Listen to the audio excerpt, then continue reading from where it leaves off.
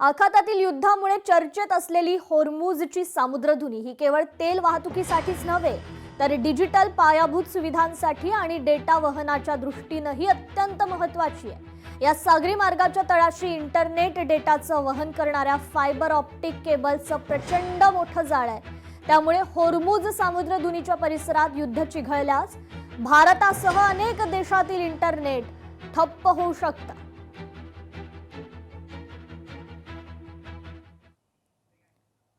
मध्य पूर्वेतील सुरू असलेल्या युद्धाच्या सुरुवातीला इराणमधील एका शाळेवर झालेला हल्ला हा इराणनेच केल्याचा आरोप अमेरिकेचे राष्ट्राध्यक्ष डोनाल्ड ट्रम्प यांनी केला होता। पण नव्या पुराव्यांमुळे ट्रम्प आता संशयाच्या भोवऱ्यात सापडले। आंतरराष्ट्रीय तपास संस्था बेलिंकॅटने प्रसिद्ध केलेल्या या व्हिडिओतून हा हल्ला अमेरिकेकडूनच झाल्याचं म्हटलंय।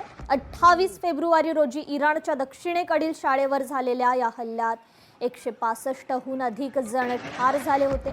यात मोठ्या संख्येने विद्यार्थी होते। या घटनेनंतर संपूर्ण जगात संताप व्यक्त झाला होता। पण या हल्ल्याला अमेरिकेनं इराणलाच जबाबदार धरलं होतं।